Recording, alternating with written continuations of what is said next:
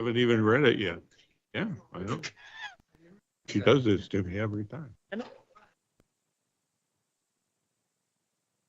He my. agreed. Live?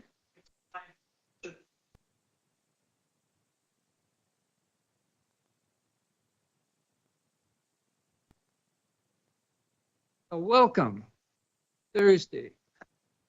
Welcome, Thursday, June 19th. Council chambers. Call to order. Do we have an adoption of the agenda? Councilor Southcott.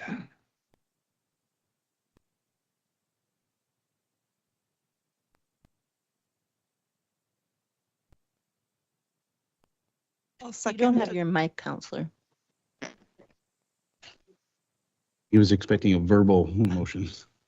I will second adoption of the agenda. Any questions? All in favor? Not a question, just a comment. Question? Okay. At the outset of this meeting, Counselor Palm has asked me to let people know that he will join us shortly. He just needed to locate some personal devices of his. Thank you. Any further items, discussions? All in favor? Motion passes unanimously. We now are looking for a motion to close the meeting to the public. Yes, Councilor Isaacson. I move that council move into a closed meeting to discuss matters covered by the community charter under sections 90 part 1A, personal information about an identifiable individual who holds or is being considered for a position as an officer, employee, or agent of the municipality or another position appointed by the municipality. C, labor relations or other employee relations. I, the receipt of advice that is subject to solicitor-client privilege, including communications necessary for that purpose. Second by Councilor Elliott. Any discussion? All in favor? Passed unanimously. We'll now reconvene until 7 o'clock.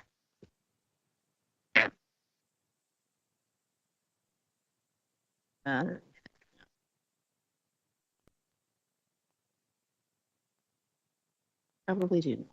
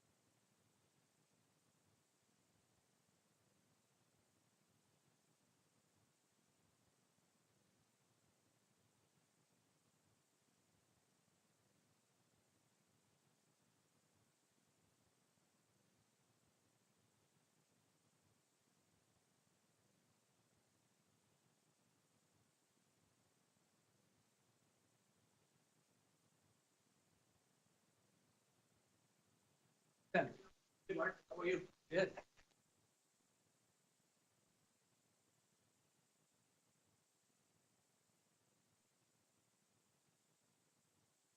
Yeah.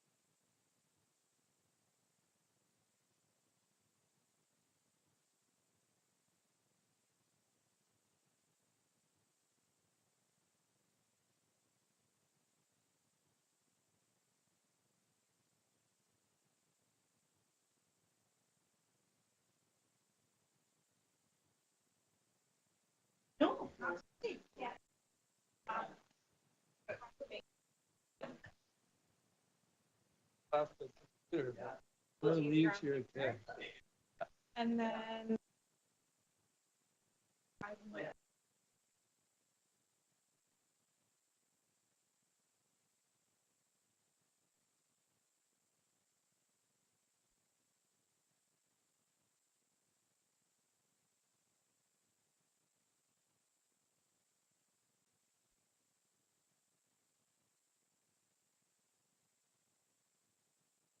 Oh,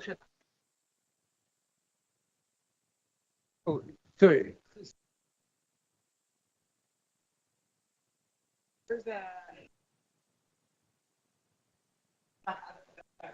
Normally right. Right. That would be just for that. Oh, Or in okay. addition to that. That makes sense.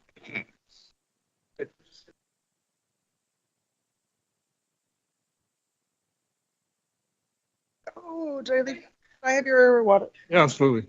I left mine upstairs, apparently.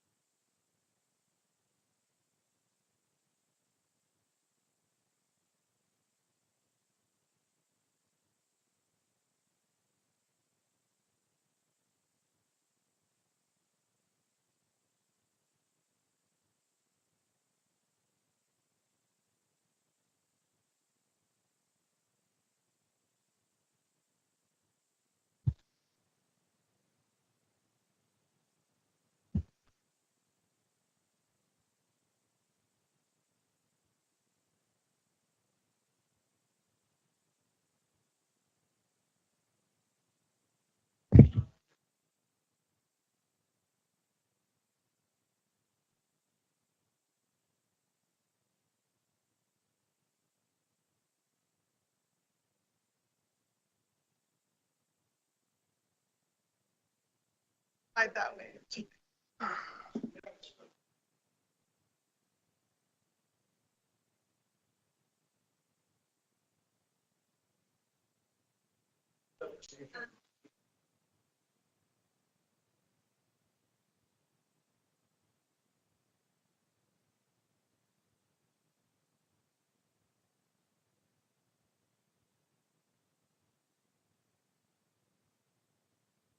Coast Guard Station. Welcome.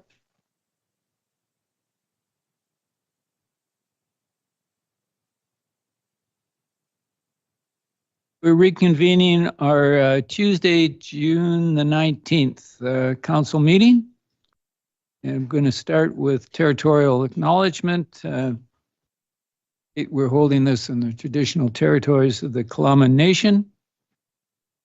And the next item is public and statutory hearings, of which we have none, and we have a public input period. Members of the public have an opportunity to provide comment for a maximum of 2 minutes on items listed under legislative matters, committee recommendations, or new business. Please come forward and introduce yourself. Good evening, City Council. It's Pat Martin here. As you know, I've sent in numerous emails in the last week identifying a significant legal error in the annual report, and I have received a legal opinion from a very distinguished lawyer on it. It is legally incorrect to state we acknowledge that we reside on the lands of the Tlahaman people.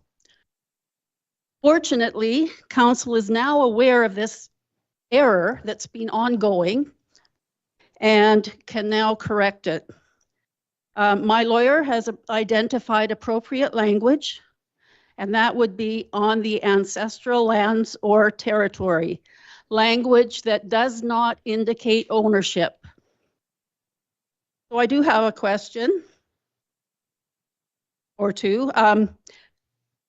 Council, do you believe you are acting in the best interests of city residents if you leave this error? I'm just going to have to interrupt. Yep. This is for comment. At the end of the meeting, you can ask questions. No, Oh, is it comment only? I'm going to ask our CAO to provide clarification.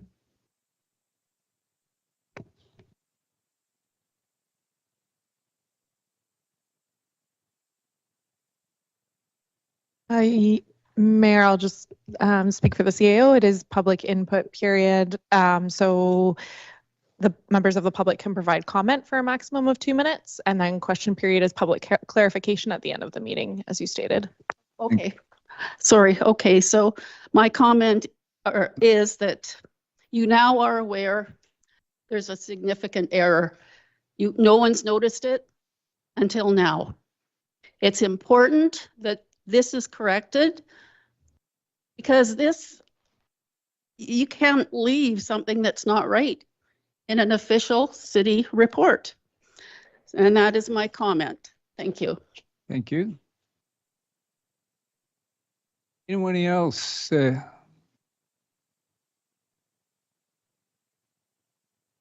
Nobody online?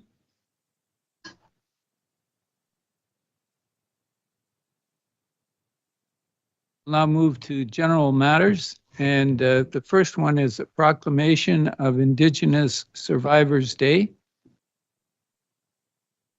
Whereas the city of Powell River acknowledges the enduring historical injustices faced by Indigenous people rooted in colonialization, forced assimilation, and systemic injustices.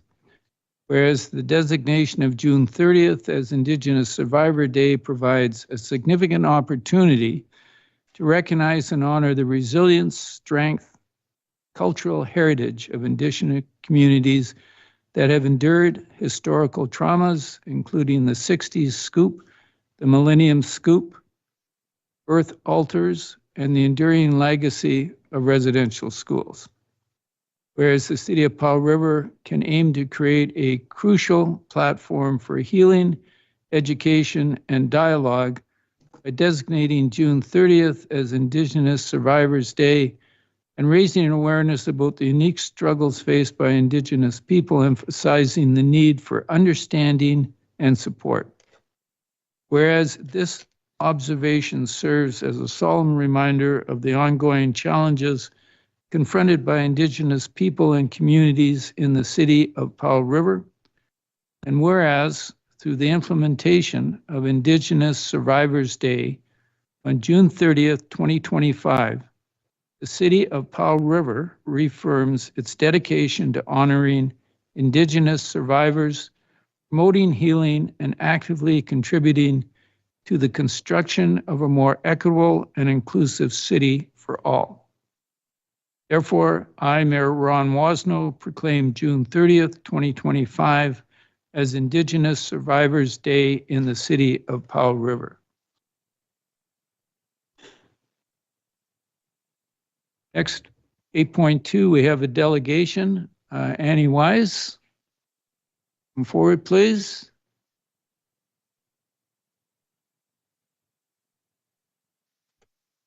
Annie is the Executive Director of the Sunshine Coast Tourism. Hello, good evening.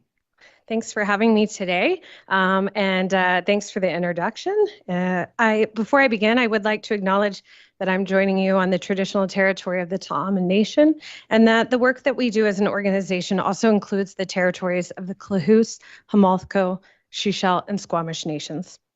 We are led by an 11-member volunteer board of directors representing many facets of the tourism industry.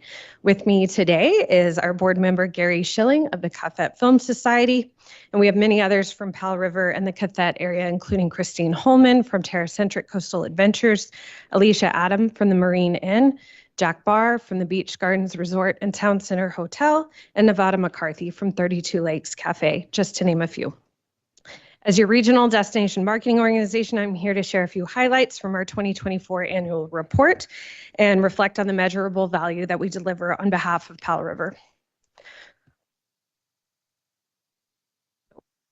Second work.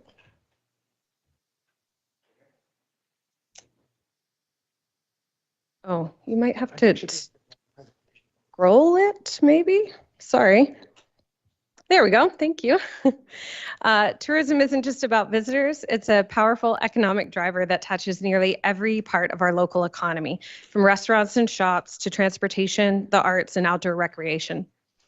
What we're doing at Sunshine Coast Tourism also isn't just about promotion. It's about making sure that tourism supports the well-being of our communities, creates value for local businesses, and reflects the values of the people who live here. So let me walk you through a few highlights from this past year, all of which are backed up in the report provided if you'd like to take a deeper look. So first, on our marketing reach, we had more than 14 million ad impressions this year, and our website traffic jumped 39%, reaching 2.4 million page views. We also sent 221,000 direct referrals to local businesses. That's real customers finding places to stay, eat, shop, and explore. We also estimate about $256 million in direct visitor spending in the Sunshine Coast region over 12 months. We also look closely at the commercial accommodation sector, monitoring room revenues for progress. Traditional accommodation room revenues were up 10% over last year. And of course, our focus is on building the shoulder season and off-peak season, which more than doubled the rate of growth than the peak season. And finally, our media, one more back, thanks. Our media relations program earned over 57 earned travel media stories last year, including the New York Times, the Boston Globe, MSNBC, and the Amazing Race Canada. We also just brought, a couple weeks ago, a TV crew to Powell River to film an episode of a show called Carpe Diem, and we look forward to seeing that air in the coming weeks. All right, now you can go. Yeah. Of course, no destination is without challenges. There are a few that we're actively managing and monitoring. First, on accommodations, the ongoing changes to short-term rental regulations, both locally and at the provincial level, have created some challenges in terms of inventory, especially for some types of travelers that, like family groups, like to stay in multi-bedroom homes. So this has led to some compression during peak season and peak periods, especially when there's major festivals and events, and fewer places for visitors to stay can have a real ripple effect on businesses like restaurants, tours, and shops. Second, transportation, probably no secret to anyone. Ferry access continues to be a barrier to our industry. Last summer in our visitor survey, 43% of visitors told us they had to adjust their travel plans because of issues with BC ferries. And that kind of experience towards both impacts both visitor satisfaction as well as resident sentiment towards tourism and requires continual advocacy. And third, industry collaboration. So one of our biggest ongoing efforts is simply keeping everybody rowing together in the same direction. We work across 2 regional districts, 3 municipalities, and hundreds of independent businesses and organizations. And our strength as a destination comes from working together as one. But that kind of alignment takes constant work, and the more fragmented we are, the less effective, and we end up duplicating efforts or working at cross purposes. And all of these challenges are underscored by rising marketing costs and stiff competitions with destinations, even just here in BC, with much larger budgets. That's why strategy and coordination and a unified voice are more important than ever.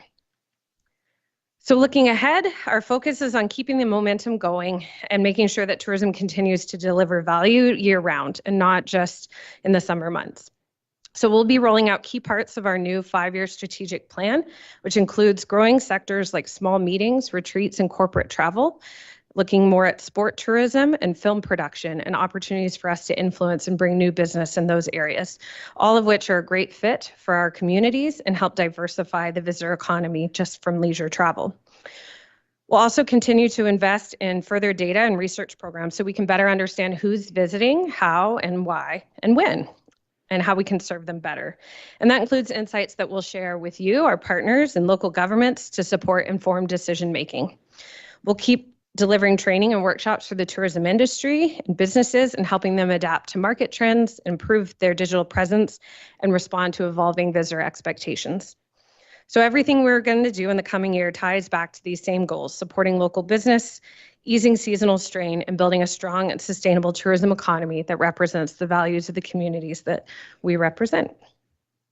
So we're grateful for all your partnership and contributions. If you haven't already, please review that annual report in full because there's so much that happens over the course of a year. It's really hard to distill down into 5 minutes. So please take your time and you can always reach out with any questions. In closing today, I do come with a request for a letter of support from Council to support our upcoming application to the province to renew the MRDT program. That's the additional hotel tax. In addition to the renewal, our board has unanimously voted to proceed with a proposed increase from 2% to 3% as allowed by the province. I've sent a backgrounder document on the MRDT program and an example template of the letter of support to your staff here at the city, but I'll briefly summarize the main points. So first of all, this is not a resident paid tax. It's a tax that visitors pay on their overnight accommodation. And it's been the primary source of tourism funding for our organization for the past decade, and of course, many other tourism organizations across the province. It's how we've delivered the results like the ones that I've shared with you today and other presentations in the past. It's also important to know that this funding model is initiated and supported by the tourism industry itself. The province will only approve MRDT to be collected in a community where the local commercial accommodation providers opt in, and they have done so enthusiastically. They understand that this is a way for the industry to invest in its own success without putting the burden on residents. It also allows us to stay competitive with other destinations. And they trust, those local accommodations trust Sunshine Coast Tourism to manage it responsibly, and because we have, and we continue to do so. Our application is subject to strict provincial guidelines, including the submission of a 5-year strategic plan, along with annual plans and annual reports. And for the past 10 years, our track record has been rock solid. We've built lots of momentum, we've broadened our reach and awareness of the destination and elevated our brand without ever overpromising or overspending. So Council's letter of support is a required part of this renewal process, and we'll be also asking for a similar letter from the other local governments that we work with, as we did 5 years ago at our last renewal in 2020, but I think that was all over Zoom. It's a simple letter that confirms that Council recognizes the value of the MRDT program and the continued partnership with Sunshine Coast Tourism. So we trust that you'll continue to support this proven and industry-led program so that we can build on our shared success. And thank you so much for your time, and I'm happy to answer any questions you might have. Thank you. Do you have any questions? Sure. I actually, one for staff real quick. I'm just trying to look it up. Our delegation or procedure bylaw rather states we can't take an action from a delegation. Is that only for committee of the whole? Is that for council as well? Through the chair, that's correct. It's for both. Yeah. So we'll have to pass this forward if we want to go to a future meeting. So 2 questions, Annie. Thanks for coming. Is there a timeline on the letter that council needs to be aware of since we can't decide on it today? Yes. So ultimately, the hard stop deadline is on October 31st. However, we are trying to submit earlier, to get it off our desks and move on. But also, if we're able to submit that application sooner, it means that the increase from 2 to 3% can take place sooner in the year. So currently, it's set for August 1st of 2026, and ideally, we would have that start before the summer season. So if we can submit sooner, then that could happen. So we do have some time. And the second question was referring to the 220,000 business referrals. I was just curious, I guess, is that just people coming through the site and then clicking to some of the SCT businesses, basically, or is that like people are reaching out to the tourism office and then you're forwarding that over to respective businesses, or a combination? So those are specifically measured through both referrals through our website. So directly, not just visitors that come to a site and might see one of the business profiles on the site, but actually go on to click through. We also do have like direct booking links where they can see like the cost of the accommodation and whether it's available. And so we can measure those. And we also do track direct inquiries through email or social media. And sometimes we're helping folks that way. It does not include visitor center numbers, just because there are multiple visitor centers. It didn't make sense to include those in that metric. So that would be on top of that. Do you have a question? Yes, I do. So I know your presentation today is not about the destination development strategy. You presented to council, I think, 2 years on that. But I'm wondering, in the arc of your strategic planning, et cetera, I think the last one came out in 2017. Are there intentions to produce another one for 2027, or where might you be in that cycle, and if you're still relying on the current one in your planning work? Yeah, that's a great question. So the provincial tourism organization, being Destination BC, initially spearheaded that work in the different planning areas around the province. And so we helped co-create, along with lots of local industry and partners, create the destination development strategy. It is a 10-year strategy that will take us into about 2028. So we are still currently working off that strategy, and it's definitely on both our radar and I believe Destination BC's radar that we're coming towards the end of that. There's still lots of pieces that are still relevant. We haven't solved some of the transportation issues just yet, but there are many pieces that have been completed, and so it will be good timing in the next couple of years to take another look at that. Councilor Southcott. Thank you, Worship. Thank you for coming and presenting. Specifically, a question about the maritime tourism industry. Can you speak to how you target that? How possible is it to target that? And do you have any specific metrics to tell how successful that is in our area particularly? Yeah, that's a very good question. Marine traffic has always been difficult to measure. We don't have some of the same metrics through like BC Stats and Stats Can that we can pull from. And so it's more anecdotal reports from our marina partners on kind of where they're at and that sort of thing. We have a couple of different ways that we attract marine traffic. So we are a partner in a program called Ahoy BC, which is specifically a provincial sort of a destination marketing organization that's focused on marine traffic specifically. So we're a campaign partner in that, and we invest every year and support the various marinas and other types of boat services to participate in that campaign.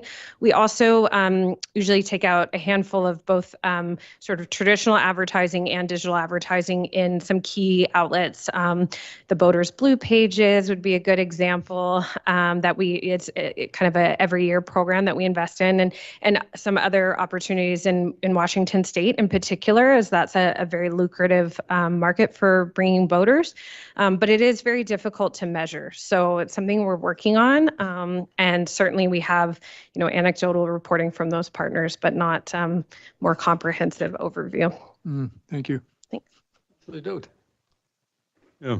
So first off, thanks for everything you do. I think you do a good job of promoting the destination. Lots of people are realizing they can come here and partake of the excellent tourism opportunities. I have a question about the MRDT. So it's being renewed. My recollection is it's about 5 years since the last renewal. There's more to it than a simple yes or no in my mind. And when I'm talking to other councilors and other regional district delegates, I don't think all of them totally understand exactly how that works. And I'm wondering if you have thought, as Sunshine Coast Tourism, of having a meeting with I think there's 2 regional districts and at least 3 municipalities to talk about the details of that MRD funding rather than just writing a letter of support. Yeah, thank you. That's a great question. And you're right, it absolutely is a complicated program. And so I spend a fair bit of time between local government staff, our own partners, along with councillors having those meetings. We did actually have a meeting back in February. I believe Councillor Almeida was able to attend that, and we had representatives from all 5 local governments that we work with specifically to discuss our strategic plan and the foundation, that being the foundational requirement of the MRDT renewal. We also hosted 2 workshops last fall that were both open to the public, tourism stakeholders, and we've done a fair bit of surveys and other kind of engagement metrics to try and have these conversations, which is actually where we've arrived with our MRDT renewal at where it's at. So some of the requirements with the MRDT program are not only just a letter of support, but we have to demonstrate to the province that we've undertaken broad engagement. And so things like those workshops, that workshop that we held specifically for council and surveys and that kind of thing, all are intended to help demonstrate that. I don't know if that answers your question, but certainly the more that we can get folks together and have those types of conversations, I think that's a benefit to our organization. So we're happy to do more of that. I'm just suggesting I think that would be a positive thing to do. Get everybody together and hearing the same message and talking from one community or one municipality to the other. Make sure everybody knows what we're doing and what we're getting into. It's great feedback. Thank you. A suggestion on my part. Thank you. Councillor. Thank you, Your Worship. Thanks, Ms. Weiss. I'm got 2 questions. The first one is to do with trying to help people who might be interested in starting a business in the field get good data about where the gaps are that need to be filled, so we're not all trying to provide the same thing and missing out on stuff. And so you did talk about in your report some things that people would like to have more of, and some of those things were not really necessarily a single business idea, like more events, for example. Is there data that would be specifically relevant to business development type stuff, and where would one find that? We do have a page on our website. There's an industry section that's in the header of our website. And if you kind of filter through some of the industry section of the website, there's a page called Tourism Resources and Research. That's definitely a good starting point, as it links to not only plans and research of Sunshine Coast Tourism, but also provides links to research from Destination BC and Destination Canada, as well as the sort of tourism metrics provided by BC Stats. But I know that stats isn't necessarily what you're asking for, and it's more intel. We actually do a lot of sort of that initial economic development work that happens, I think, more organically just by people reaching out to us.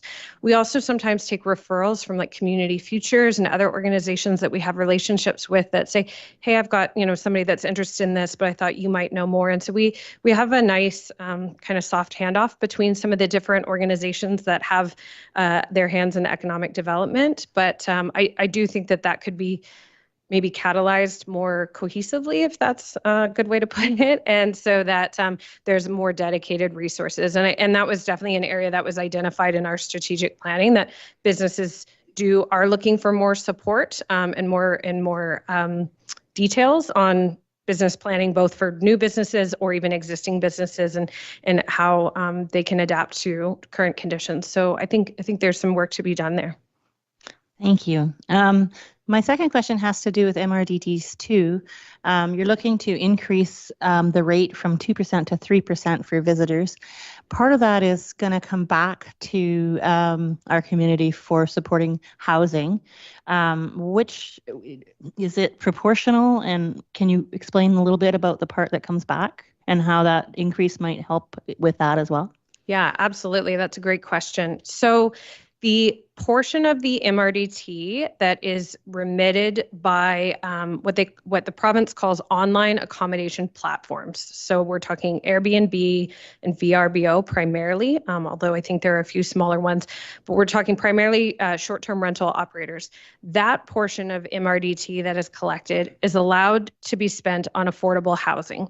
The rest of the MRDT that's collected from traditional accommodations or through direct websites and things like that, and even other online sites like Expedia that primarily deal with larger hotels and things, is very prescriptive in its purpose around tourism marketing programs. And so the portion that's coming, we call it the OAP, or online accommodation platform. There's lots of acronyms in our industry, so I apologize for that. So that portion is still 2%. And so if we are successful in going up to 3%, then that amount will grow accordingly. So all across the board, we currently collected, like in this last year, we collected about $1 million in MRDT. And, so with an increase of going from 2 to 3%, we expect that it will go up to about 1.5, and then hopefully growing incrementally each year.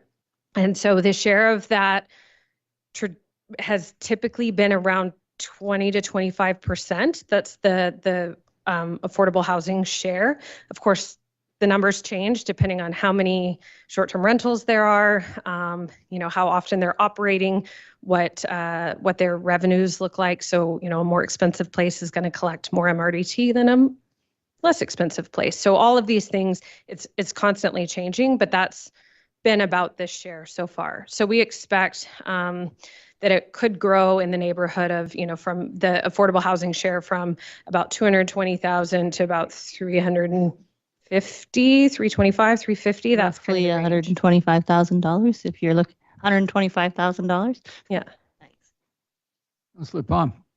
Thank you, Worship. Ms. Wise, good to see you as usual. Very informative, and I know that you're limited to 5 minutes, so there's a lot of questions to ask on your numbers. So the first question is, you mentioned that there was a percentage of visitors that referenced BC ferries and problems. What was that percentage again?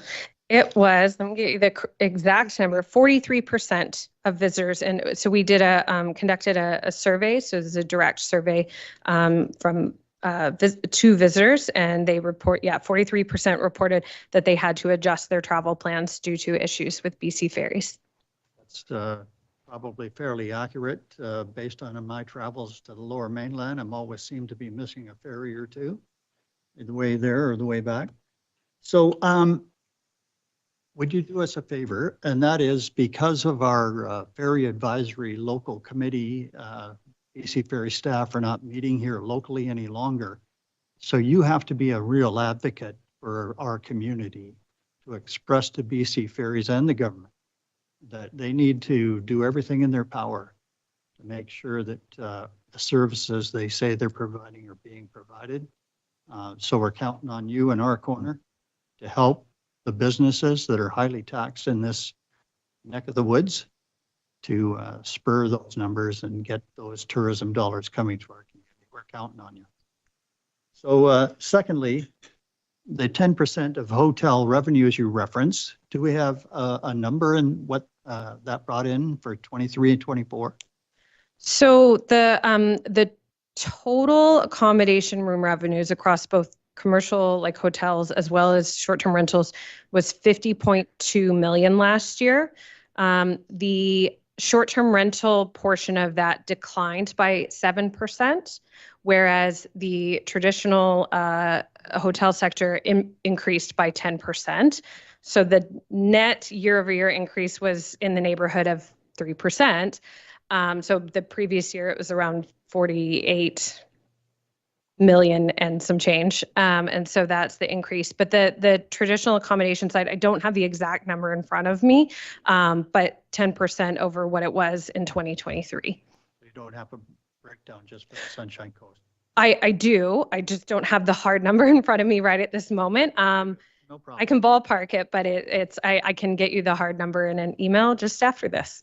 No problem. So one other number that I have to ask a question on is you reference 256 million in visitor spending. Do you have the breakdown between lower and upper Sunshine Coast and how much of that comes to our community here north of Sultry Bay? Yeah, that's a really great question. We've worked hard to first collect data on behalf of the region because 5 years ago we didn't have that number. And so the first step for us, given capacity, budget, and our base that we represent, was to get the regional look. It's very challenging to break that down by different communities. We've done some work. So we've been working with a research consultant, and we've done some work to try and split it by the two regional districts. And our best guess is that there's in the neighborhood of a 60-40% split, with 60% of that being the Southern Sunshine Coast and the 40% being the Northern Sunshine Coast. It's not an exact science, and we're still working to vet that out further.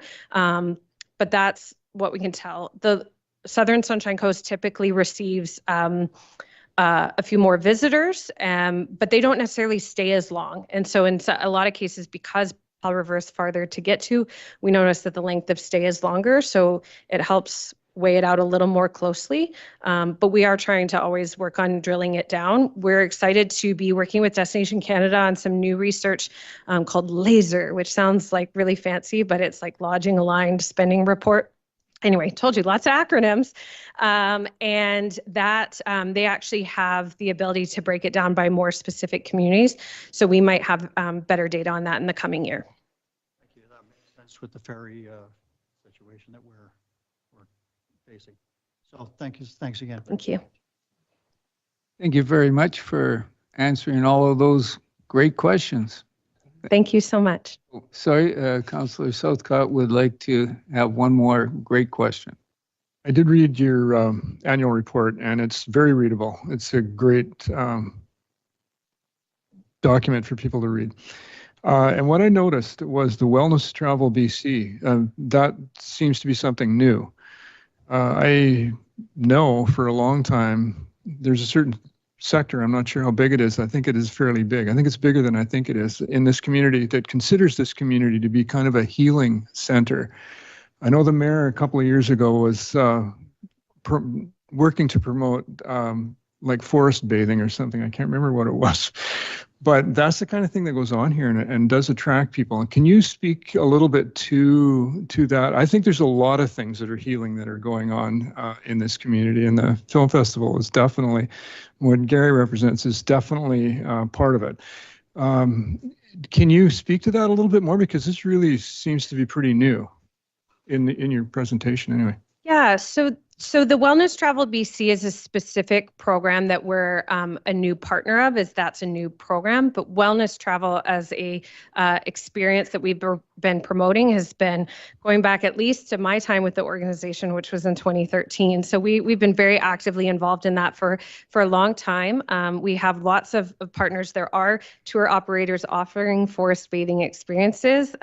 There's growing spas, sauning experiences. We worked on a program to support, a potential new outdoor sauna experience that's coming, as well as I think just the general feeling that that the Sunshine Coast and the communities within provide for visitors, and the connection to forests, the connection to the land, connection to the water has always been kind of the number one reason I want to travel here. And so we highlight that in every piece of our marketing. Even if we're talking about an indoor activity like seeing a film at the Patricia, there's always that piece of what are you doing after that? What are you doing before? How are you connecting? And there's always a layer of forest and water to that. And I think that's really probably what you're speaking to in those connections. But of course, wherever we can connect it to a local business like a tour operator, that's just a win-win for us. And so this new program is again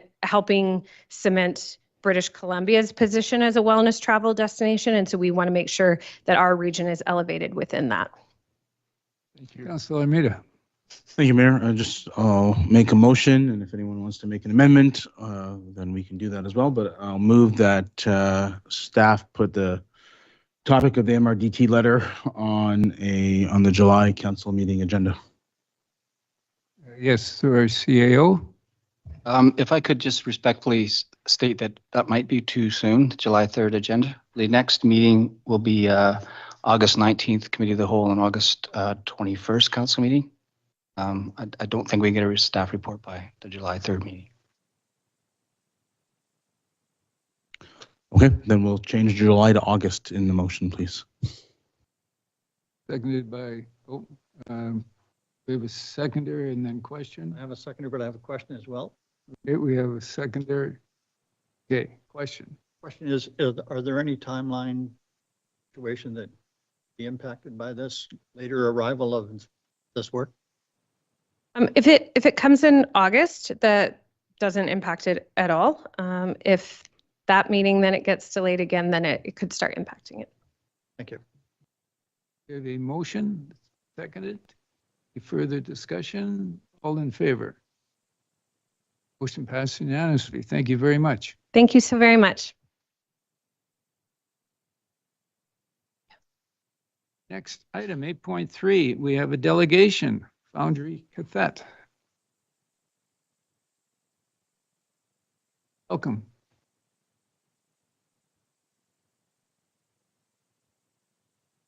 Good evening, Mayor and Council. My name is Delith Harper, and I'm the Foundry Cathet Project Manager. I'm here today on behalf of Foundry Cathet to respectfully ask for financial support towards capital development. While we understand we weren't on the recommended list for the Community Forest Grant, we believe this project still deserves funding, either through that grant or from the city itself. People often talk about how our youth are struggling. They talk about crisis, lack of resources, and youth having nowhere safe or appropriate to go in our community. But we need more than just conversation. We need action, and this is where Foundry comes in. Foundry began when a small team of psychiatrists recognized a critical gap in our healthcare system when it came to reaching young people. They set out to take a completely different approach, one that supports youth both before and after crisis. They understood that young people need more access to mental, physical, and substance use care, while also addressing complex social challenges like homelessness, unemployment, limited educational opportunities, and lack of connection to their community. Foundry addresses these needs through an integrated model focused on prevention and early intervention. In other words, the goal of Foundry is to reach young people earlier and empower them with tools and support before their health problems become severe and negatively impact their lives. This is the inspiration behind Foundry, and it's been successful. What began as a bold idea, an integrated youth-centered space for health and wellness, has grown into a province-wide movement that's reshaping how young people in BC access support. Foundry has been a proven model for improving youth wellness that's been in action since the first one opened in 2015. In a recent survey of 803 young people from diverse communities across BC, the message was clear. Foundry is making a real difference. An overwhelming 98% agreed or strongly agreed that Foundry offers a space that feels comfortable, safe, and welcoming. Equally powerful, 94% said Foundry meets their needs, and another 94% shared that it's easy to access the help and support they're looking for. Additionally, 93% highlighted that Foundry's integrated services make getting support even more seamless. These numbers speak volumes. Young people across the province know that Foundry is more than just a resource. It's a place where support is not only available, but accessible, inclusive, and designed with their unique needs in mind. Foundry Cathet will deliver truly preventative care, supporting our youth before crisis hits, It's an investment that not only saves lives, but also reduces future costs to the city. There are already 18 Foundry centers operating across BC, with more on the way. With the support and backing of the City of Powell River in our original expression of interest, we fought really hard to bring Foundry to our community.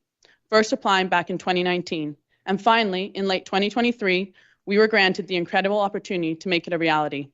Foundry is more than a purpose-built space where youth can access services. It's an initiative and a movement towards a future for BC where young people and their families will no longer have to ask, where can I go for help? Foundry Cothette will serve all young people ages 12 to 24 and their caregivers throughout the entire Cothette region, as well as provide space for other community organizations to utilize. Given Foundry Cothette's broad scope and profound impact on the well-being of our community, this project should be regarded as equally important as any other city-funded infrastructure. Thank you, City Council, for championing behind Cothette's youth and helping us get to this stage. Now we need your leadership once again, through a financial commitment, to bring Foundry Cothette to life. This initiative directly supports the City of Powell River's vision of becoming a healthy, thriving coastal community. Our youth are among the first and most important indicators of whether or not that vision is being truly realized. City Council has an important role to play in making this vision a reality. We need help to build Foundry Cothette. Our construction start date is fast approaching, and financial support from the city will show other funders that Cothette is ready to invest in its youth. And this isn't just a funding request. It's a chance for the city to take meaningful action that will help build something that will change lives.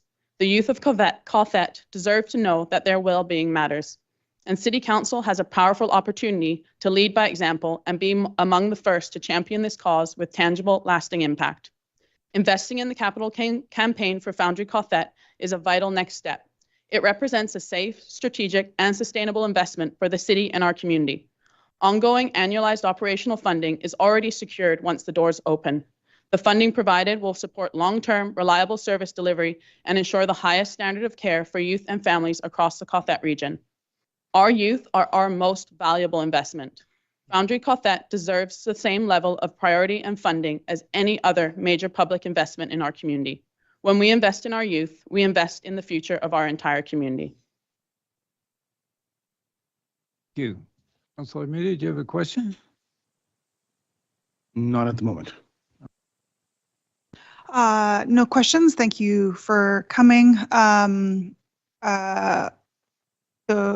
We have had recommendations and have had a discussion among council about the recommendations from the community forest, and the way that it would work is if it's up to council to deliberate the grant recommendations, and so it's possible to veer from the recommendations, and so that would happen at the council meeting when grant recommendations and the granting is discussed. So not tonight, but really appreciate the pitch that you made tonight, and I see you've got supporters in the audience here, and I think you've made a really great case for the importance of investing in youth as a mode of investing in our community. Thank you.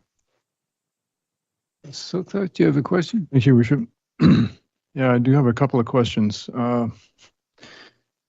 There are questions that I kind of think that I should already have answers to, but can you speak to the potential for leveraging other funds by utilizing funds that come from the taxpayers, from the city? Other organizations do utilize funds that they get granted from the city in order to secure other investment in capital projects like you're talking about. And I had another question, but maybe I'll leave that one with you. Are you talking about matching grants? Yeah, matching grants. Like there's a lot of other potential funders. And like I said, I think I should, this information may be buried somewhere in here, back in there, but is that significant as far as what the city could contribute to? I'm not sure I fully understand the question. Are there any other granting sources for capital that you're chasing? Big ones? Yeah, we've applied for every single capital grant that is applicable to us. So for senior governments and the regional hospital district, et cetera, that, like the whole range? Yeah, we're going after anything that can be applicable because it's a large amount we have to fundraise. So at the moment, we're waiting on answers from a multitude of grants, counting on one from the community forest or the city as well. Thank you. No Councillor? questions for me, Mayor. So, Thank you, Your Worship. Thank you so much for coming here and explaining this to us. My question, I think, has to do with, it looks as though you're targeting the fall to start your project, and the funding is not yet in place. Is there, do you have decisions about where you're hoping to do? Is it a new build? Is it a refurbish? Do you have things to tell us about that? Yeah, we're looking to renovate roughly 12,500 square foot space. Okay. And within it, we are having, I can't remember off the top of my head, but we've almost finalized our space plan. We've got 4 medical clinics. We've got a large group youth drop-in space. We've got a lovely waiting room. We've got a resource library where families and youth can come access books. We've got, I want to say, 8 or 10 counseling rooms in it. We've got a large staff area. We've got a common cultural space. We've got a kitchen and multi-purpose group space, quite a big one. I think it's like 800 square feet. Yeah, we're going to have a lot of different things in it. It's wonderful to hear. So what I'm wondering about is, you basically probably need to get all your funding in place before you can actually start, or do you have a phased? We have a phase. So the first phase is the construction. And we're aiming to break ground on construction, I think, sometime in the new year. At the moment, they're going to demo the space back for us. And then we'll take possession and hopefully start construction in the new year. And the model, as I understand it, is 100% of your operating expenses are committed by the province, and it's to the capital expense that you're needing to fundraise for, Yeah. correct? Yeah, and every foundry's in the same boat. Yeah. Everyone gets annualized operational funding. It's just that capital that, everyone needs to fundraise on their own. Thank you so much. No worries. Paul. Thank you, Your Worship. It's good to hear that you have operational funding and things ready to help you out over time. You know, one of the comments that you made here really resonated with me, being an educator in this town for over 40 years, was that our youth are our future and was one of our most important commodities. I have never lost sight of that, even though I'm out of the system now. Our youth are a very important part of what this town is all about. So I just will say it's good that you've come forward tonight, because I think the public needs to know that the grant funding from our community forest has a bunch of question marks around it right now. So we can't really give you a direct answer, because we need a lot of answers ourselves. And that's the process we find ourselves in. So I just want to wish you nothing but the very best. Keep up your approach. Seek that additional funding, because community forest grants go a long way when there are other funding to supplement what's being brought forward. So keep up the good work. And this council has not given up, but as you can look at our mill site right now, which is inactive, we're up against it financially. And that's why there's so many questions. Thank you. I understand. Just before we go to Councilor Almeida, we had a very good presentation from the Hospice Society, who have been working for over 2 years in raising capital monies for a project. Have you had any discussions with the hospice about how they've put their program in place? And It was recommended. I haven't had a chance to reach out to them yet, though. Councilor Almeida? Thank you, Chair. Thanks, Dallas, for coming by. You mentioned you've already done a lot of grant applications, so you might have already crossed this one off. But earlier today, I was researching a different topic and came across a development in another community where they received a significant capital contribution from the BC Gaming Grants as a capital project one. So. Yeah, it just opened and we are applying for that. Thank you very much. Thank you.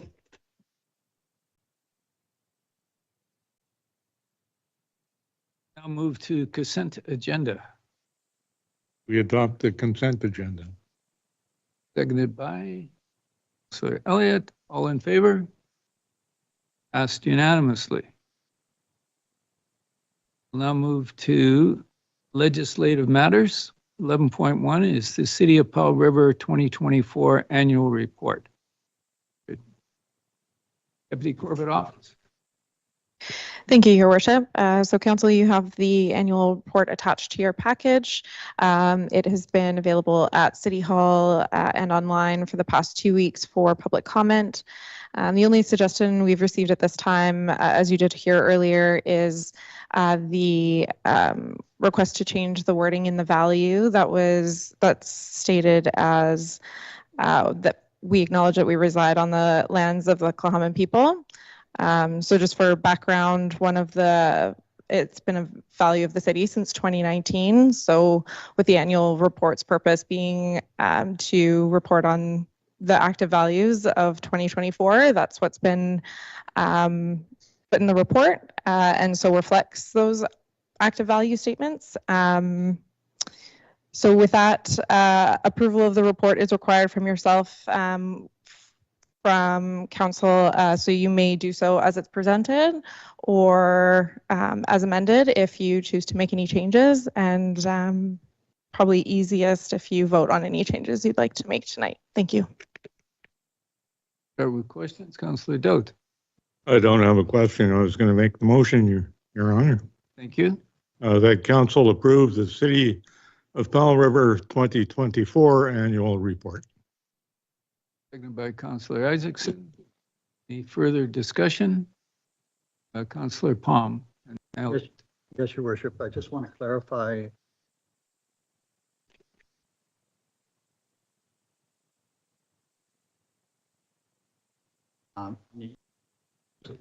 It's located on the traditional territory. However, as a so not sure where the statement that is being into the report, but there is a reference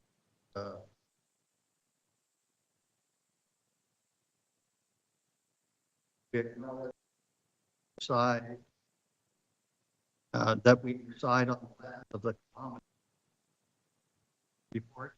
It is in the report.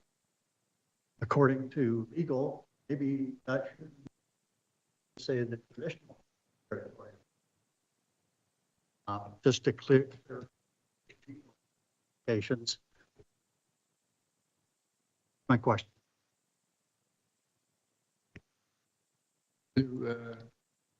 Corbett.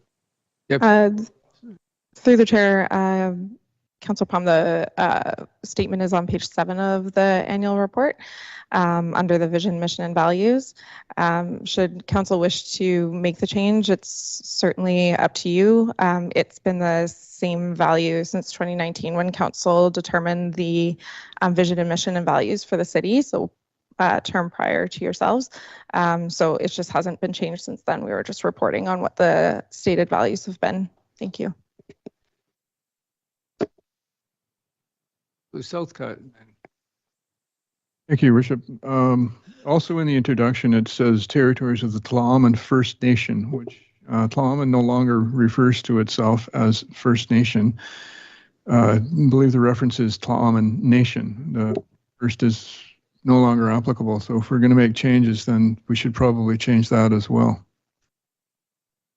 To Dout. You can go through, I think, and find a whole bunch of things in our strategic plan and our priorities, et cetera, that might deserve changes. I'm going to suggest that if council wants to do those changes, we should consider them. We've adopted our vision and values previously, and excuse me.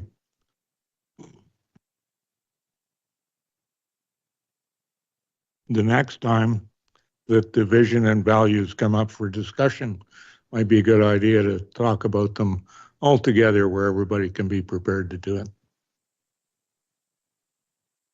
Councillor Palm.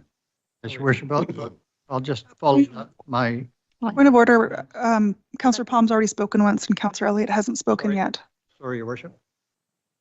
Councillor Elliott. Oh, thank you. First time speaker. So I think it's okay to change words in the document before we adopt it, if that's what council chooses to do.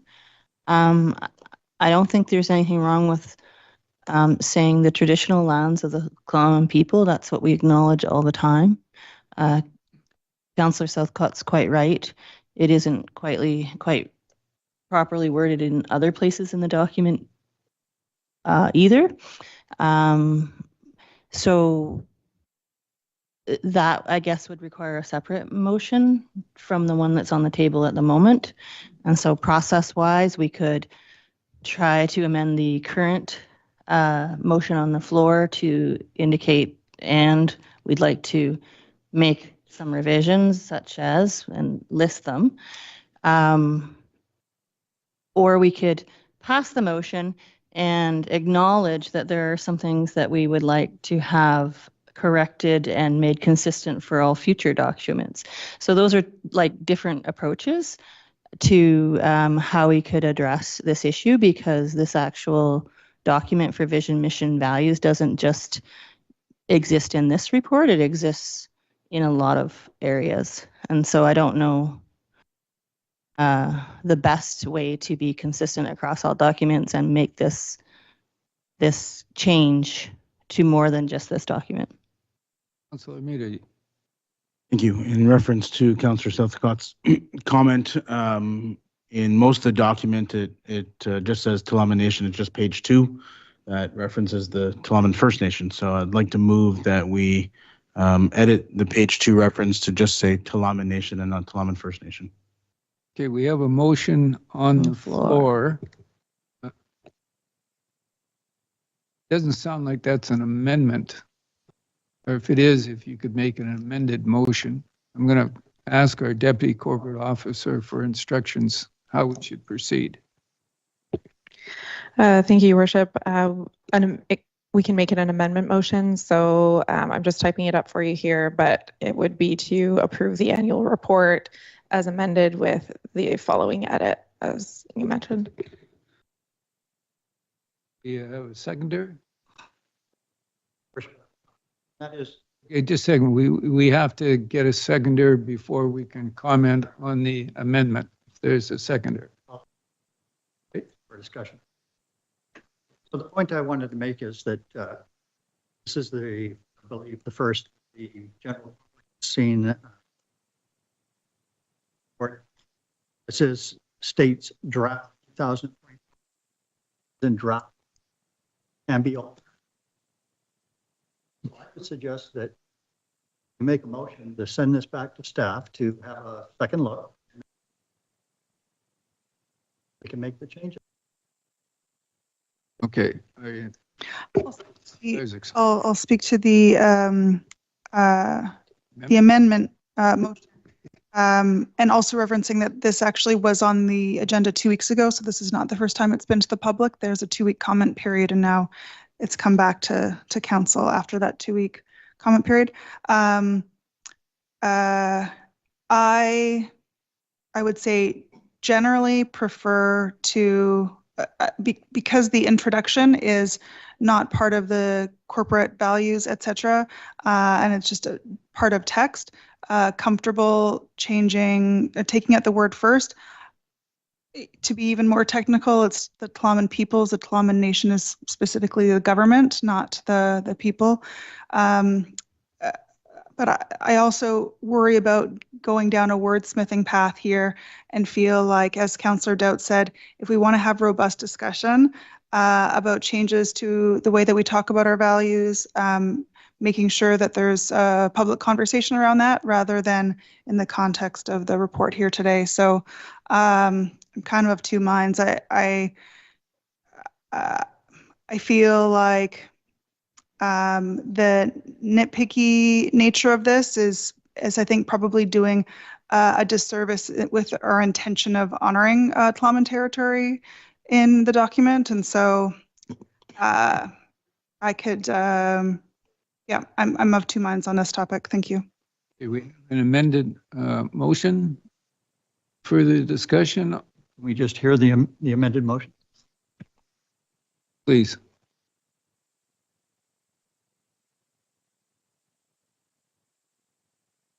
You can be patient.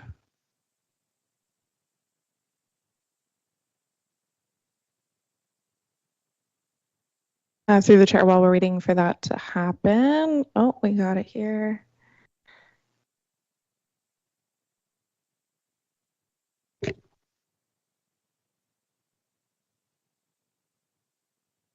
Okay, there's our amended.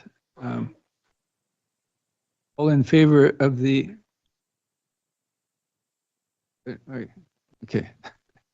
All in favor of the amended motion as stated. Point of order, Mr. Mayor. I think what you want to do is call the vote on the amendment, because we haven't approved any amendment yet. Thank you. I added one word in there that it should not have.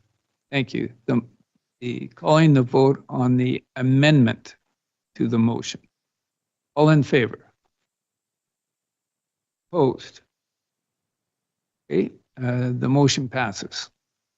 Now, we'll go back to the amended motion, which is coming up on the screen.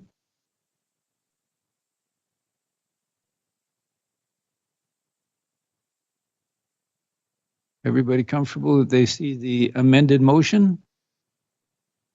All in favor of, yes, Councillor? Oh, this addresses one aspect of the report, but it doesn't address the public's concern on one phrase that I wrote out. I'm not sure where it is and how many times it's repeated, but it's the legal issue that I'm worried about. Well, we have a amended motion. We've got until 1 o'clock tonight to deal with additional motions. And Councillor Elliott. Thank you, Your Worship. So the problem, I guess, is that the vision, mission, and values exist outside of this document. And we could strike vision, mission, and values from the document altogether, which doesn't attempt to change everything that we're not talking about tonight, right? So the question about the legality of the wording also talking about. Yeah, I know. I'm talking about process. Amended in front of us. Yes. You want to call the question on that. And Councillor Palmer has raised, as have I earlier, that there's an issue that the report cites words from our vision, mission, and values that is problematic in some ways. Changing this document would not change the vision, mission, and values where the document that this originates from. And so the only way to really address this with this document is to strike the entire vision, mission, and values from the document, because it's quoting another document which is not before us tonight. The doubt. Go back to where I started from is I think we should approve the City of Powell River 2024 annual report.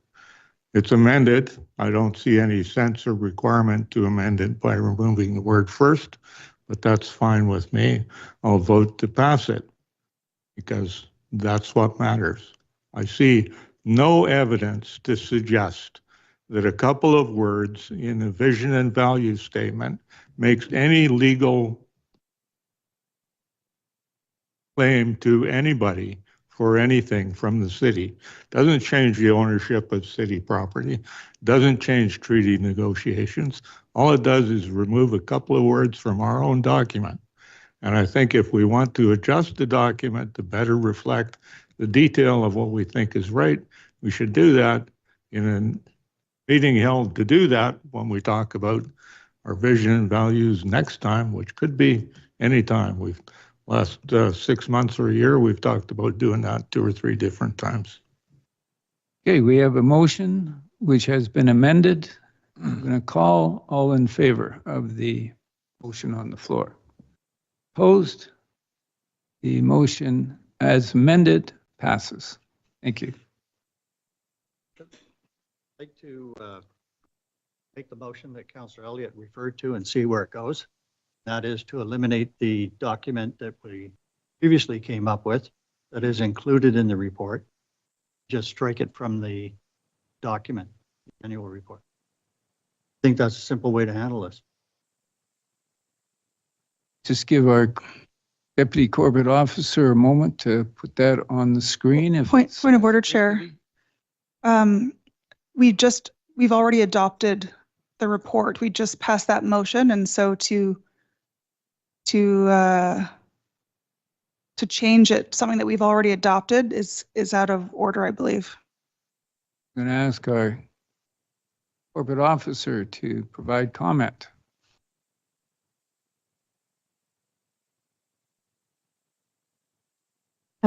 Thank you, Your Worship. The original motion would need to be reconsidered, so there would need to be a motion to reconsider that motion. If it's reconsidered, you would re-vote on it, and then if it's voted down, then you could make another motion, such as Councillor Palm suggested. Am I correct that anybody who voted in favor can put that motion forward? That's correct. Does anybody wish to put forward the motion that we just discussed? Councillor Palm. So I will make that motion and look for a seconder discussion. So just for clarity, the motion to rescind, could you just state that so everybody online and here? Your Worship, it's a motion to reconsider the previous motion, and then we just require a seconder. Seconder? Seconded by Councillor Elliott. Councillor Almeida. Thank you, Mayor. Just a quick question to staff. Is there any legal requirement to include the mission and values in the report? Through the chair, no, there isn't.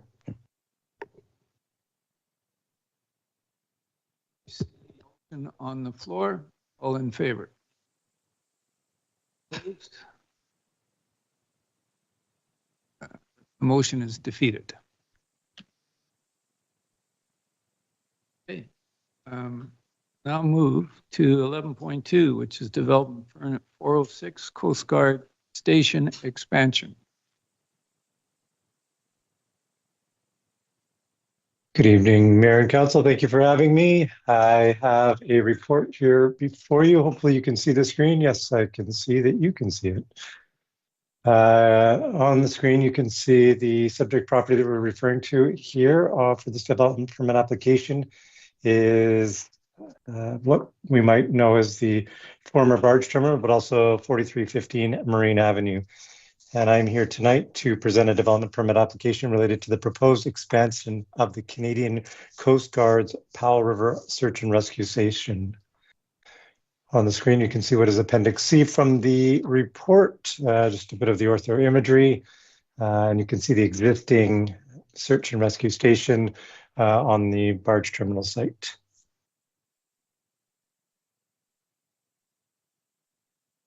The proposed development includes a new workshop building, disaster response shed, and a storage shed. Before the applicant can apply for a building permit, they must first secure a development permit. Construction includes a 53 square meter single-story workshop building and the placement of 2 new sheds within the search and rescue station expanded lease area. The workshop building will have a wooden frame with exterior finishes matching the existing search and rescue station. The 2 new sheds will be made from repurposed shipping containers. The larger of the 2 sheds will be used as a disaster response shed, while the smaller shed will be used for storage. As part of the planned construction, the rear of both of the existing search and rescue station and the new workshop building will be enclosed by a chain link fence. You can see that on the screen there. The fence will be treated with images printed on vertical slats with Indigenous motifs designed by a local Cohaman artist. And the new workshop building will have a height, size, and shape that is in keeping with adjacent development, which is namely the existing search and rescue station. The exterior materials of all buildings and structures will be clad in a combination of engineered and natural materials, including hardy plank siding and wood for building trim and brackets. Under the zoning bylaw, the expanded lease area now requires 4 off-street parking spaces. The applicant is proposing to maintain the existing 3 spaces designated at the time the existing search and rescue station was constructed. But the applicant is also proposing to install a secure bike rack within the search and rescue station compound. And as per the guidelines, council may consider reduction in parking requirements based on assessment of need and the character of the area. The staff are supportive of this reduced parking requirement by 1 stall and maintaining the existing parking for the facility. So moving to the recommended option, staff are supportive of the application as presented and recommend that council approve for issuance development permit 406 to facilitate an expansion of the Canadian Coast Guard's Powell River Search and Rescue Station. Thank you very much. Thank you. Any questions before we move a motion? Councillor Isaacs. Thank you, Mayor. Can you remind me, I know this is the Coast Guard leases it. Do they lease it from us and we lease it from somebody else? Or remind me of the landholder here? Thank you very much. Through the chair to Councillor Isaacson. Yeah, that's correct. So it's a lease that, it's a sublease that the city provides as the city leases it from the province, the foreshore lease. That's correct. Thank you. Yes, Councillor Southcott. Yeah, thank you.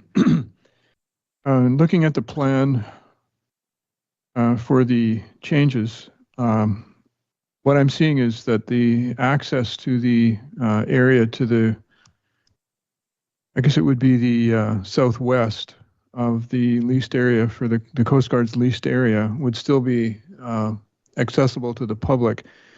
And I just want to confirm that that's true. My interest is that I believe there's still significant local public interest in that, the future potential for that area in terms of amenities serving the public. Through the chair to Councillor Southcott. Yes, that's accurate. There was a couple of different proposals and staff worked with the Coast Guard to actually pull away from that shoreline to in fact provide more space. And so on the drawing, and I put it back on the screen for others to see, it's a little hard to read and there's a grayed out area that's actually just showing the existing foundation or the previous foundation of the building that was down at the barge terminal, but that would actually be just open space for the public to make their way to the wharf, if you will. Thank you. I have another one. Okay. Please. Thank you. One more question. It isn't specifically pertaining to what we're authorized to approve or not in a development permit, but I'm certainly curious, and I think others may be as well, as to what disaster response shed might contain or amount to. What are the implications of that? I'm not sure you can answer that question, but I'm curious about it.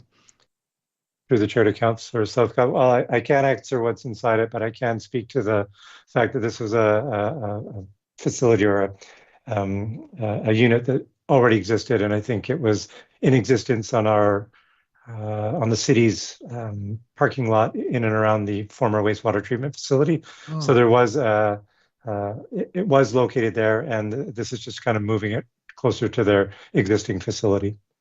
But my understanding is that it would be there to address a number of things, but including, say, some form of oil spill and some of the other things that they would have equipment to support that kind of cleanup.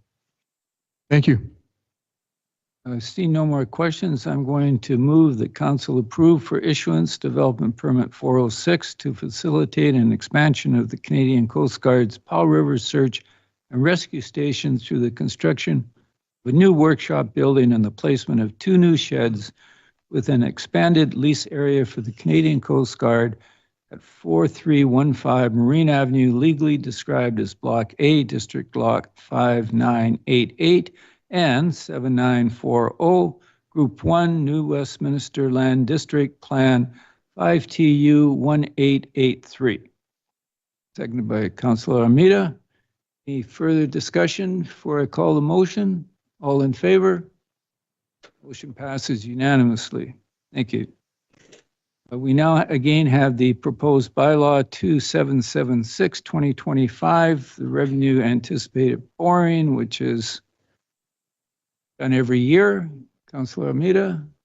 Go ahead and make the motion that move that the City of Powell River Revenue Anticipation Borrowing Bylaw 2776, 2025 be adopted. Seconded by Councillor Isaacson. All in favor? Just Sorry. explain it for the public.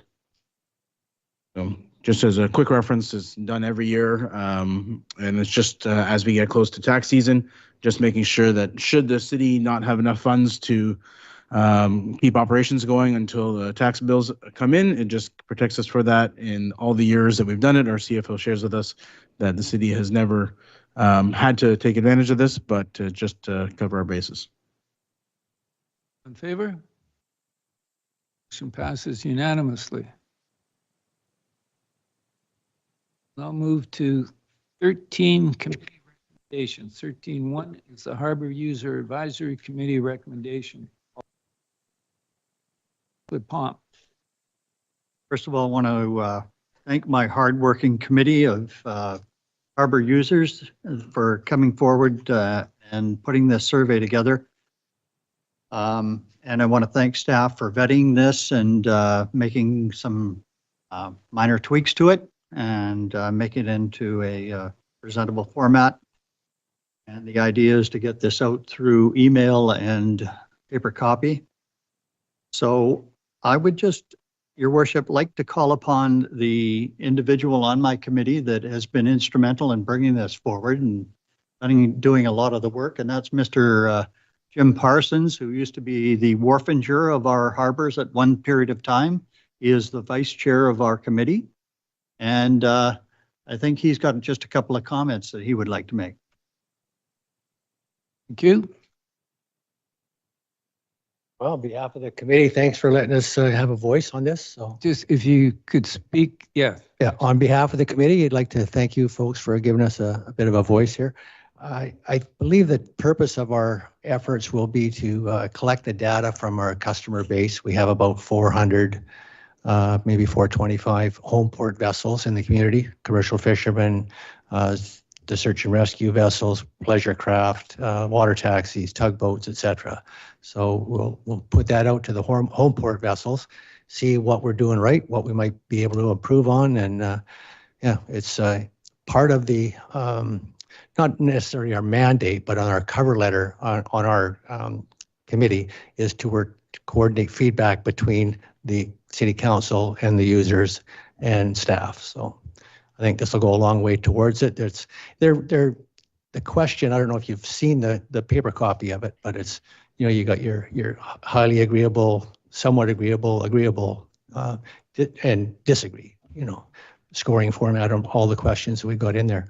And after the collection is completed, and we'll have a look at it and see where what we can improve on and see where we're going. Thank you very much.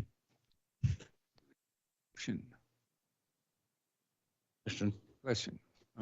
To Councillor Palm or Mr. Parsons, I guess, is the committee going to be the one executing the survey in terms of getting in front of the boat owners? And because in my experience, at least, face-to-face is a lot easier than leave behind and submit at your own leisure.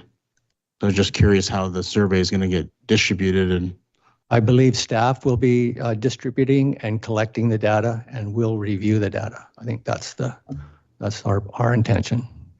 Councillor Almeida, just so that you know, we have quite a few emails of harbor users, probably all of them. So that's how it will be going out the door. Any further? I will make the recommendation, Your Worship. Recommend that the council support the implementation and distribution of a harbor user satisfaction survey with the input provided by the Harbor Users Advisory Committee. Seconded by Councillor Elliott. All in favor? Motion passes unanimously. Yes. Question? Couple of questions. Is through the chair, is this intended to be circulated amongst transient voters too? I didn't see that specifically addressed in the report. That's a good question. Last summer, we provided a transient survey, and we have the data that already came back from last summer. Mhm. Just going to ask Mr. Parsons, are we doing another transient survey this year as well as? Not that I'm aware of, no. I mean, we could do it an annual thing, really. I mean, And it doesn't mention electronic. I assume that's your reference, Councillor Palm, that it'll be circulated by email to all the harbor users in both sides of the harbor. All paying customers.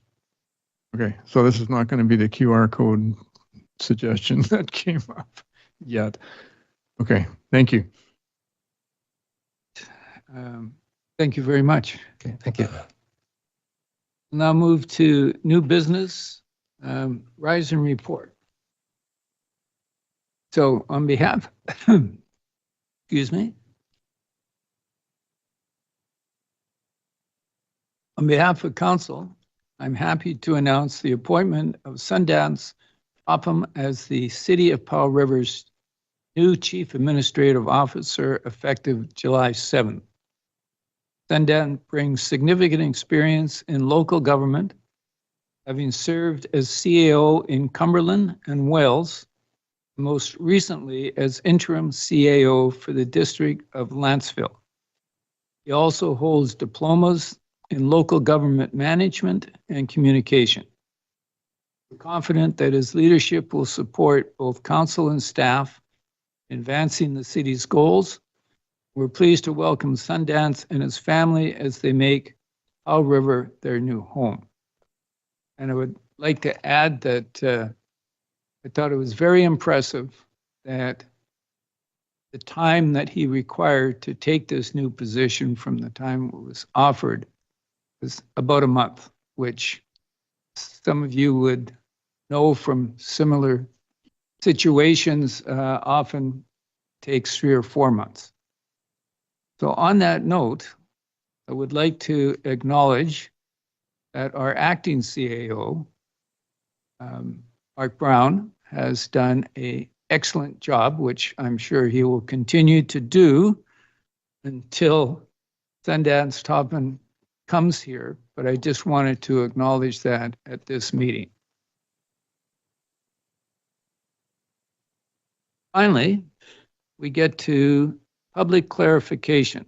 And this is where members of the public may ask questions to clarify items discussed during the meeting for a maximum of 2 minutes. Anybody wish to come forward?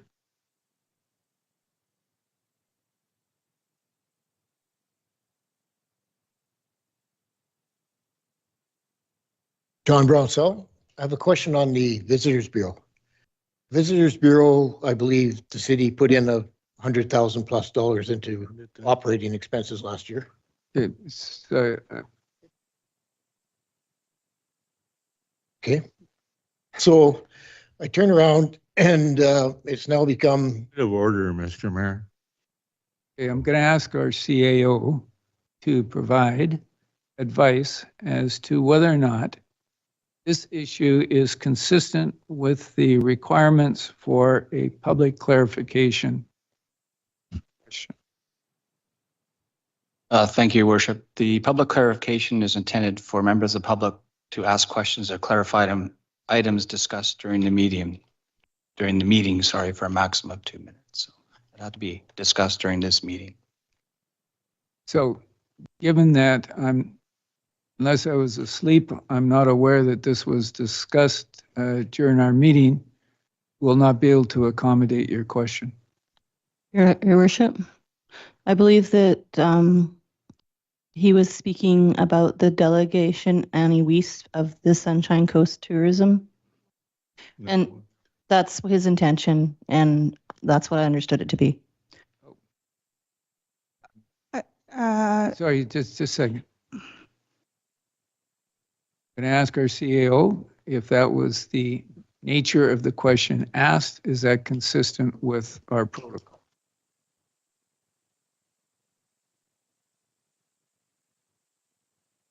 In my opinion, they're two different items. The question's different item than what was talked about with the delegation. Yes, please come forward.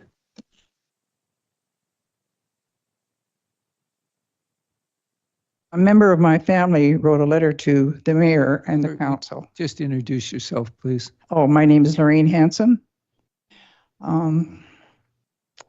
Anyway, a member of my family wrote a letter to the mayor, and it was acknowledged by somebody from your office that it was brought up, and it was about the Visitors Bureau in Powell River. That you cannot even buy anything in there that says Powell River. And she wants to know why. So apparently the letter was supposed to be read tonight. Ask our corporate officer whether or not it is normal protocol to read all of the letters.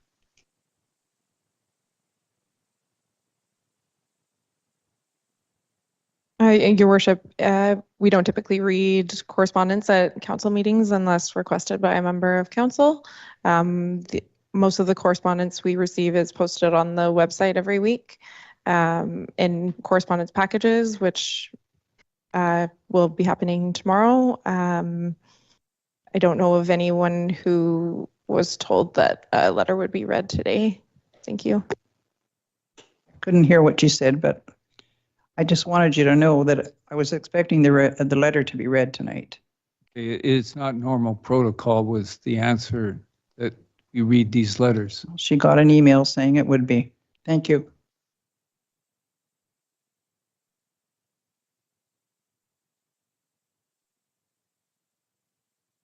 Good evening, Powell River City Council. My name is Diane Sparks. I would like each and every one of you to answer this question. Do you agree that considering Tla'amin has a bona fide treaty with the city of Powell River, that Powell River does not reside on the lands of the Tla'amin people, but resides only on the ancestral territory of the Tla'amin people? And if your answer is yes, then will you agree to correct your legally inaccurate acknowledgement in the annual report? For clarification for the public of Powell River, I would like a yes or no answer from each and every one of you. And do you believe you are acting in the best interest of the city of residents by ignoring this error? I'm going to ask our corporate officer protocol when a question is asked.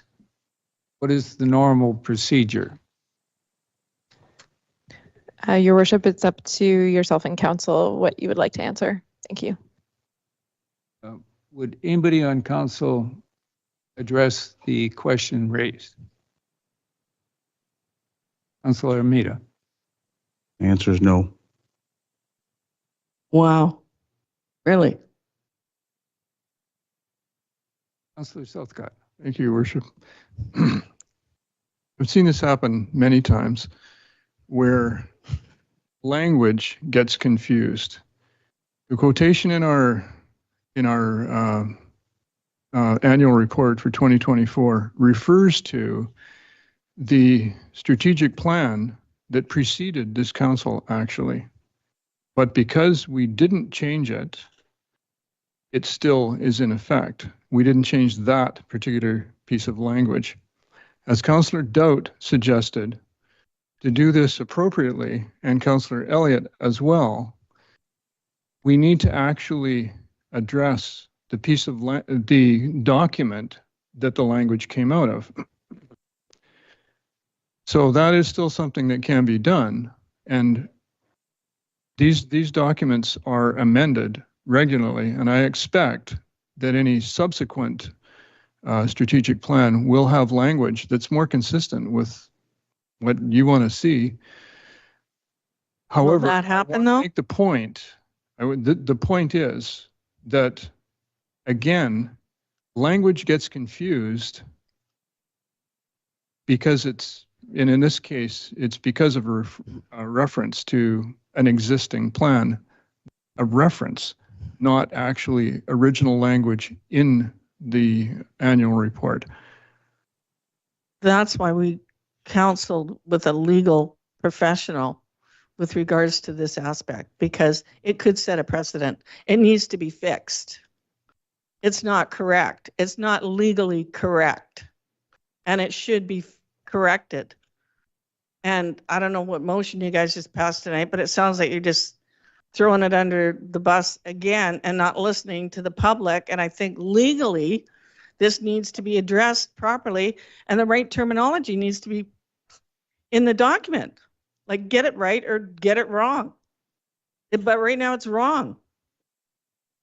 And I can't understand why it's such a battle to get this council to fix something that is legally incorrect. But I mean, you know, legality's been brought to this council before and they don't seem to give a rat about it anyways, but okay, I'm done. Worship. Councillor Elliott. Thank you, Your Worship.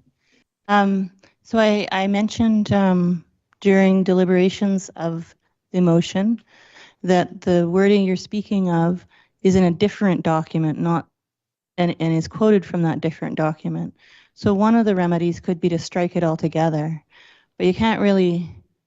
The different document wasn't on our agenda tonight, so it wasn't for us to debate tonight.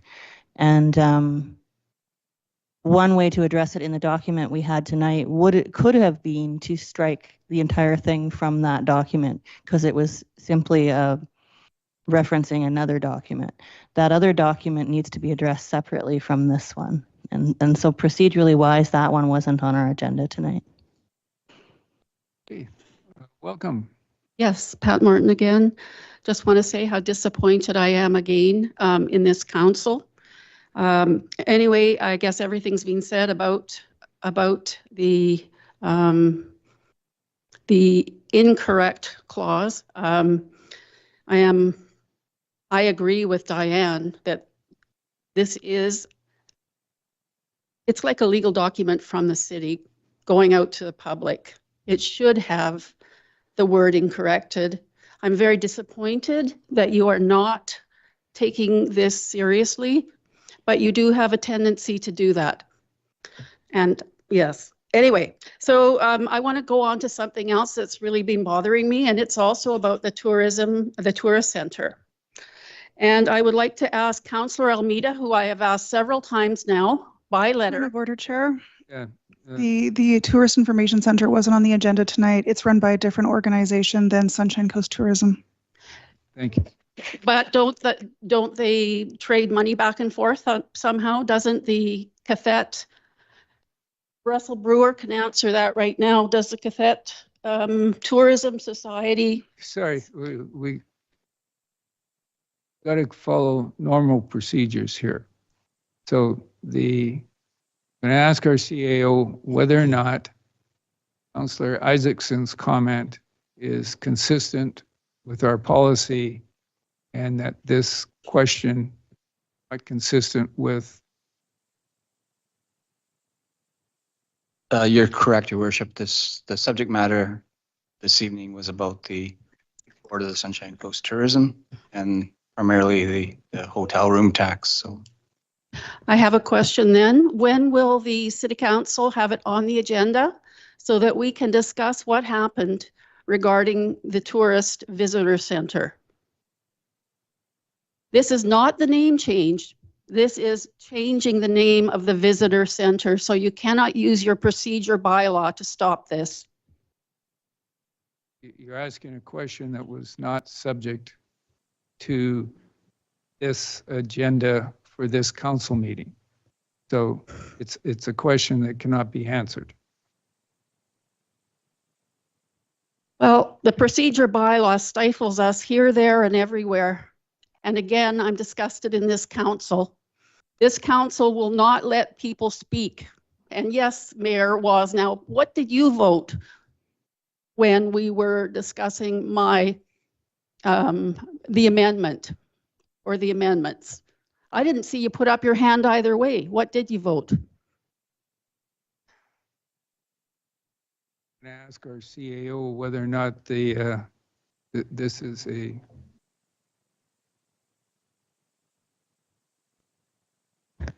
I'm actually not sure what the question is. I mean, the the amendment on the motion was not dealing with this, so. Councillor Elliott, help us out. Anytime someone doesn't put up their hand, it means they vote in favor. That's the rules. Oh, okay. I can answer that question. Thank you. Councillor Palm. Worship, I'm going to ask staff for tonight's agenda. Is it too late to make a notice of motion for a future? It is. meeting? Yes. Is? Yeah, we're past that. Fortunate. Oh, okay. All right. I have one final thing to say. Councillor Almeida, Councillor Trina Isaacson, Councillor Rob Southcott, Councillor George Doubt, Councillor Cindy Elliott, shame on you for the way you have behaved. Interrupt. That's. We expect respectful dialogue at our council meetings, okay? And we have procedures in place which specifically address at the beginning comments, at the end questions. Anybody else, please come forward. Hello, my name's Ken Kolba, and have a boat in the North Harbor. And I just want to point out before I ask my question that there was a pretty high-profile ad from the city of Powell River that this would be an opportunity to ask questions pertaining to the 2024 annual report. I was kind of surprised and maybe dismayed to see that there's nobody here from finance to answer questions pertaining to the 2024 annual report. So if it can't be answered tonight, maybe it can be on notice and I can expect an answer from finance tomorrow, given that it was formally promised that this would be an opportunity to ask questions. My question is on page 18, under taxation, there is an entry that says payment in lieu of taxes and identifies $195,055 for 2024. I would like to know what the source for those funds is. For CAO? Again, for procedurally, the questions at this time for public clarification are questions to council, not staff. Okay, I'm a little bit baffled. I have a copy of an ad run by the city here, 2024 annual report that appeared on Facebook. There will be an opportunity to ask questions or provide comments at the June 19th, 25 regular council meeting. That's what I'm doing. How can it be out of order?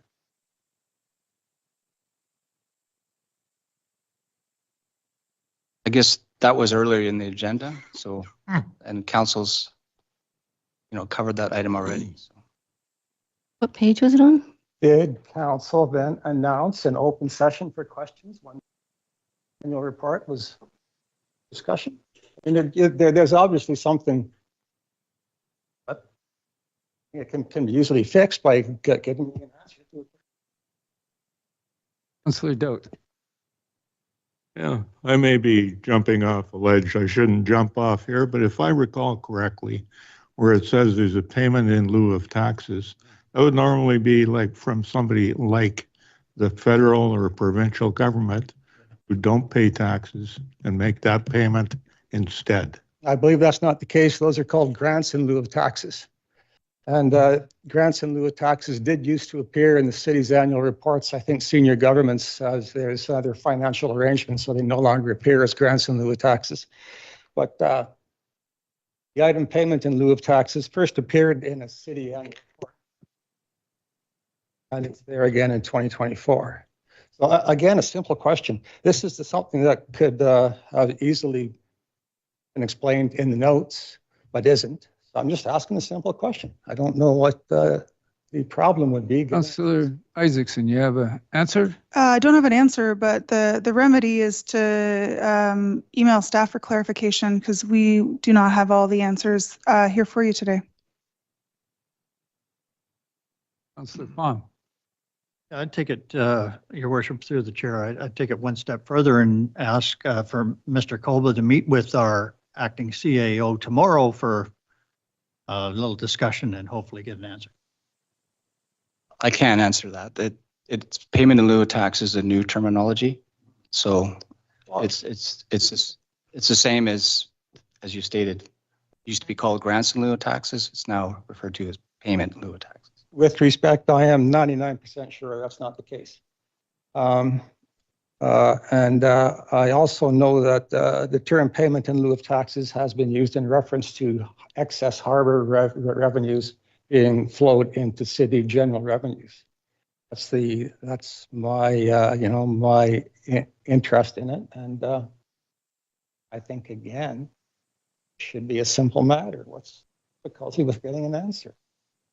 Okay, so no one in council can answer that question.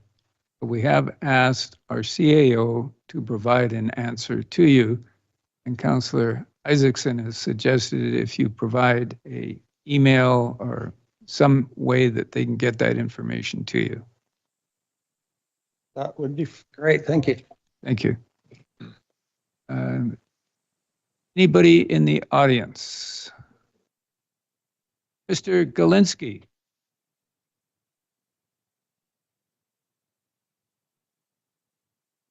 Thank you. Do we have we have nobody online. Do we have a motion to adjourn? Councillor Almeida. Don't need one. Business is over.